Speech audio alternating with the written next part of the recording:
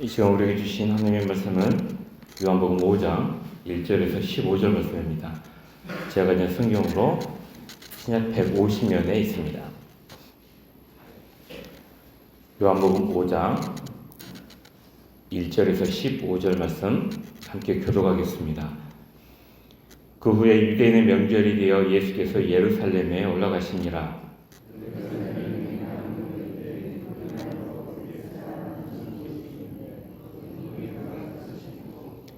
그 안에 많은 병자, 맹인, 다리 저는 사람, 혈기 많은 사람들이 누워 물의 움직임을 기다리니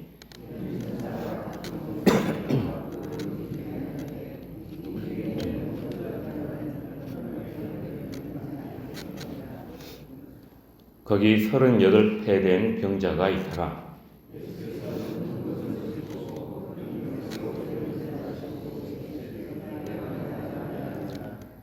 병자가 대답하되 주여 물이 움직일 때에 나를 못에 넣어주는 사람이 없어 내가 가는 동안에 다른 사람이 먼저 내려가나이다.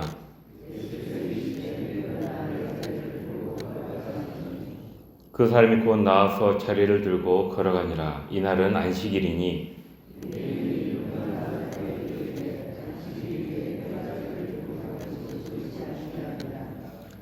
대답하되 나를 낫게 한 그가 자리를 들고 걸어가라 하더라 하니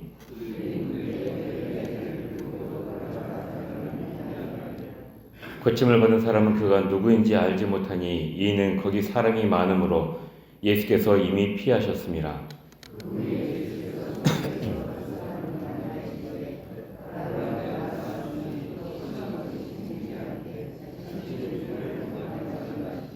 함께 읽겠습니다. 그 사람이 유대인들에게 가서 자기를 고친 이는 예수라 하니라. 아멘. 예루살렘에서 사마리아를 통과해 갈릴리 가나에 가셨던 예수님은 명절을 맞아 다시 예루살렘으로 올라가십니다. 이 명절이 무슨 절기인지는 알 수 없지만은 명절로 번역된 에올테라는 헬라어 단어는 축제일이라는 뜻도 함께 가지고 있습니다. 명절이 되면 유대 땅뿐 아니라 세계 곳곳에 있는 디아스포라 유대인들이 예루살렘으로 모여들었습니다. 하지만 예루살렘에서 행해지는 유대인의 이 축제를 모든 사람이 다 누릴 수 있는 것은 아니었죠. 예루살렘의 화려한 축제 뒤에는 아주 비참한 아픔도 숨겨져 있었습니다. 1절은 예루살렘에서 벌어지는 유대인의 축제일에 대해서 말을 하고 있는데 이 3절은 예루살렘의 또 다른 얼굴을 소개하고 있죠. 2절 3절 말씀 제가 읽어드리겠습니다. 예루살렘에 있는 양문 곁에 히브리 말로 베데스다라 하는 곳이 있는데 거기에 행각 5이 있고 그 안에 많은 병자, 맹인, 다리 저는 사람, 혈기 많은 사람들이 누워 물의 움직임을 기다리니 라고 말씀하죠. 베데스다 연못 주위에 5 행각에 있는 사람들은 많은 병자, 맹인, 다리 저는 사람, 혈기 마른 사람들 등이었습니다. 이들은 유대인의 축제를 마음껏 즐거워할 수 없는 사람들이었습니다. 죄 때문에 천형을 지고 사는 사람들로 간주되어서 비참한 삶을 살아가고 있었고 때문에 유대교는 이들에게 무관심했을 뿐만 아니라 이들을 외면해도 좋다고 신학적으로 정당화하고 있었습니다. 종교 지도자들에게 이들은 자기 몸처럼 사랑해야 할 이웃이 아니었죠. 이것이 예루살렘의 또 다른 얼굴이자 그들이 감추고 싶어하는 민낯이었습니다. 그래서 베데스다의 연못 가에 있는 사람들은 베데스다에 내려오는 미신과 같은 이야기에 더 귀를 기울일 수밖에 없었습니다. 하나님의 역사하심에 대한 신비와 하나님의 경외심이 사라진 곳에는 신화나 미신이 자리 잡기 마련입니다. 거기에는 거짓 환상을 심어주는 미신이 인간의 불안과 고통을 숙주 삼아 하나님의 자리를 대신하곤 합니다. 하나님 신앙의 중심지인 예루살렘이 병자, 맹인, 다리 저는 사람, 혈기 많은 사람들을 외면하는 동안 그리고 진리이신 예수님을 버리는 동안 버려진 이들은 자기를 스스로 미신적인 희망을 제작하고 있었습니다. 그러한 희망이라도 없으면 이들은 살아도 산 것이 아니었기 때문입니다. 그렇게 베데스다는 예루살렘에서 외면당한 자들의 또 다른 성전이 되어갔죠. 예루살렘 성전에 가서 예배드리지 못하는 삼류 인생들의 성전이 바로 베데스다였습니다. 자비의 집이라는 뜻을 가진 이 베데스다는 언뜻 보면 모든 병자들, 상처 입고 고통당한 자들이 서로의 상처를 위로하는 것으로 보이고 기회가 공평하게 주어지는 희망의 장소처럼 보입니다.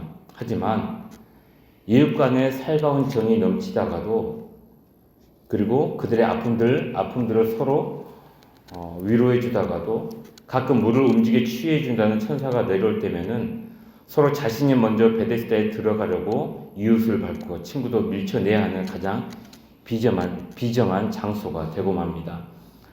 동병상련의 정이 흐르던 곳이 동족 상잔의 비극이 일어나는 장소로 돌변하는 것이죠. 사실은 희망을 가질 수도 없고 그렇다고 포기할 수도 없게 만드는 가장 무자비한 집이 바로 베데스다였습니다. 예루살렘처럼 교회가 하나님의 진리에서 떠나게 될 때 이로 인해 예수 그리스도만이 줄 수 있는 참된 안식과 평화와 생명을 교회가 보여주지 못하게 될 때 그때 어떤 일이 일어나게 될까요? 사람들은 교회를 떠나서 스스로 하나님을 제작해내고 희망을 가공해내는 일이 일어나게 됩니다. 그리고 그런 사람들은 자신들을 정당화시키는 신화와 성전을 만들어 거짓 위로를 나누게 되죠. 그곳에 그들만의 위로와 희망이 있을 것 같은데 오히려 그것은 더 비정하고 무자비한 집인 경우가 대부분입니다. 이것은 하나님을 떠나 죄에 물든 인간이 모였을 때 일어날 수 있는 가장 자연스러운 결말이기도 합니다. 그러므로 우리 성도님들, 우리는 교회는 오직 예수 그리스도를 통해서만 참된 안식과 평화와 생명을 얻을 수 있다는 사실을 세상에 보여줄 수 있어야 합니다. 이것이 교회의 사명이죠. 예수님의 삶은 바로 이것을 보여주신 삶이었습니다. 38년 된 병자는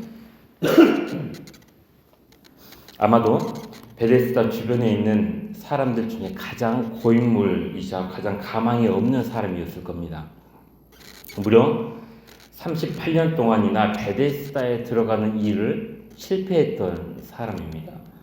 38년은 정말 꿈같은 시간이죠. 그 긴 시간 동안 그에게서 사람들은 떠났는데 여전히 남아있는 것은 오직 병뿐이었습니다. 이런 그에게 예수님이 먼저 찾아오셨습니다. 6절 말씀을 보면은 예수께서 그 누운 것을 보시고 병이 벌써 오래된 줄 아시고 이르시되 내가 낫고자 하느냐라고 말씀을 하십니다. 이 38년 된 병자가 상징하는 것은 무엇일까요? 그는 예수님이 없으면 어떠한 가망도 없는 우리 인간 자체를 가리킵니다. 예수님을 만나기 전 저와 여러분을 포함한 모든 인류가 영적으로 바로 이런 상태에 있었습니다. 그러고 보면 예루살렘 성전의 종교 권력자들도 축제를 즐기는 모든 유대인들도 실상은 베데스다 주위에 있는 병자들처럼 희망 없는 사람들에게 매 한 가지이고 또 돈으로 사회적 지위로 명예와 학위로 자신의 진짜 모습을 감추며 살아가고 있는 세상 사람들도 가망이 없기는 38년 된 병자와 다를 바가 없습니다. 그렇다고 아예 희망이 없는 건 아니죠. 하나님과 철저하게 상관없이 살아오던 사람에게도 못된 습관에 중독되어 허우적거리던 사람에게도 도저히 제 발로는 하나님께 나아갈 가망이 없는 사람에게도 변화의 역사는 얼마든지 일어날 수 있습니다. 그것은 38년 된 병자에게 예수님이 찾아오신 것처럼 우리를 먼저 보시고 우리가 찾아가기 전에 우리를 먼저 찾아오시는 예수 그리스도가 계시기 때문입니다. 생명과 회복의 기적을 일으키는 것은 베데스다 연못도 아니고 가끔 찾아온다는 천사도 아니죠. 가망도 없고 모두가 외면한 그 한 사람에게 관심을 기울이시는 예수님만이 기적을 일으키시는 진정한 자비의 집이고 진정한 베데스다가 되십니다. 예수님이 예루살렘을 방문하셔서 가장 먼저 찾아가신 곳은 성전이 아니었습니다. 순례자들로 북적이는 기쁨과 감격의 거리가 아니라 가망 없는 환자들, 거절당한 사람들, 잊혀진 사람들, 이름을 잃어버린 사람들이 모인 아픔의 자리요, 고통의 자리였습니다. 그 중에서도 가장 가망이 없다고 판단되는 자, 희망이라는 단어가 가장 사치스러운 38년 된 병자에게 찾아가셨습니다. 그리고 물으셨습니다. 네가 낫고자 하느냐? 예수님이 이 물음에 그는 이렇게 대답합니다. 병자가 대답하되 주여 물이 움직일 때 나를 못에 넣어주는 사람이 없어 내가 가는 동안에 다른 사람이 먼저 내려가나 했다. 38년 된 병자는 예수님이 정말 주고 싶어 하시는 것이 무엇인지 잘 몰랐습니다. 그는 예수님께 무엇을 기대했을까요? 그에게는 다른 사람들보다 먼저 베데스다 연못 속으로 자신을 던져줄 수 있는 사람이 필요했습니다. 그가 예수님께 기대한 것도 바로 그 역할이었을 겁니다. 그러나 그에게 정말 필요한 사람은 그를 연못 속으로 던져줄 사람이 아니라 그를 38년 된 병에서 해방시켜줄 구원자였습니다. 그래서 예수님은 그에게 네 자리를 들고 걸어가라 라고 말씀하시고 그 사람은 곧 나와서 자기의 자리를 들고 걸어가게 됩니다. 사실 이러한 예수님의 사역은 이사야 35장 5절과 6절의 성취입니다. 제가 한번 읽어드리겠습니다. 그때 맹인의 눈이 밝을 것이며 못 듣는 사람의 귀가 열릴 것이며 그때 지었는 자는 사슴같이 뛸 것이며 말 못하는 자의 혀는 노래하리니 이는 광야에서 물이 솟겠고 사막에서 시내가 흐를 것임이라. 아멘. 이 이사야서 본문은 메시아가 이 땅에 왔을 때 일어날 일에 대해 노래하고 있는 본문입니다. 세례 요한이 자기의 제자들을 예수님께 보내면서 이렇게 말하죠. 오실 그이가 당신이 오니까 우리가 다른 일을 기다려오리이까. 이렇게 묻게 했을 때 예수님이 대답하시기를 너희가 가서 보고 들은 것을 요한에게 알리되 맹인이 보며 못 걷는 사람이 걸으며 나병 환자가 깨끗함을 받으며 귀먹은 사람이 들으며 죽은 자가 살아나며 가난한 자에게 복음이 전파된다 하라 라고 인용하신 말씀이 바로 이 이사야 35장 5절에서 6절 말씀입니다. 예수님의 행보에 주의와 관심을 가지고 있던 사람들이라면 예수님이 행하신 일들이 구약 성경에서 예언한 메시아의 사역이라는 것을 충분히 알아보았을 법도 한데 이상하게도 그들은 다른 것에 초점을 맞추며 예수님을 핍박하죠. 바로 안식일 규정입니다. 이것으로 인해 유대인들의 예수님에 대한 박해는 더 심해지게 됩니다. 우리 성도님들, 예수님께서 먼저 우리에게 찾아오셨습니다.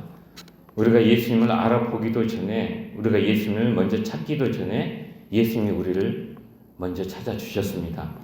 모든 성도가 그렇습니다. 그래서 성도는 은혜를 구해서 얻은 사람이 아니라 그저 은혜를 입은 사람입니다.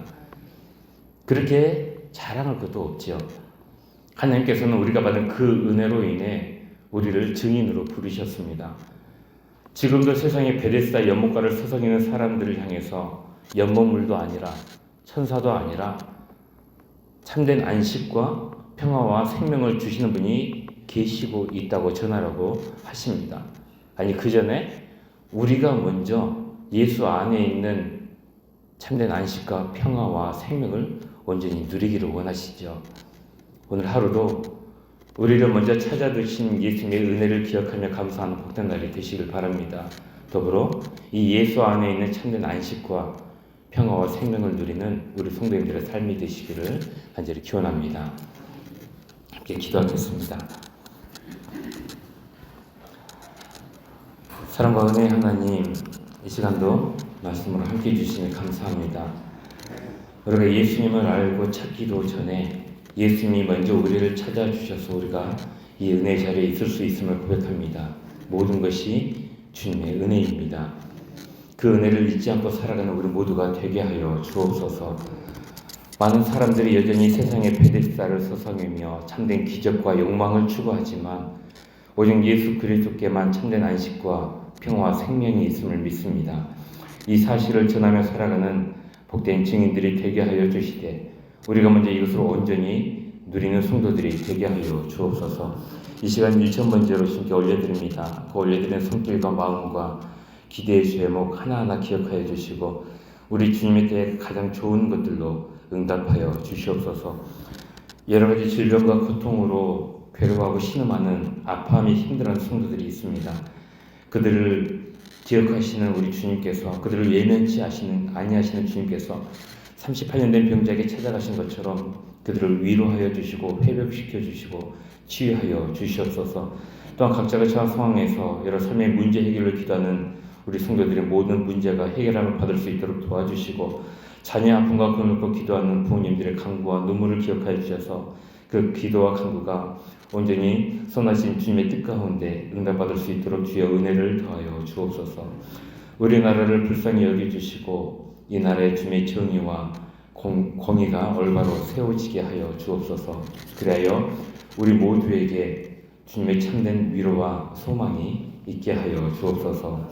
감사드리며 우리 주 예수 그리스도의 이름으로 기도합니다. 아멘.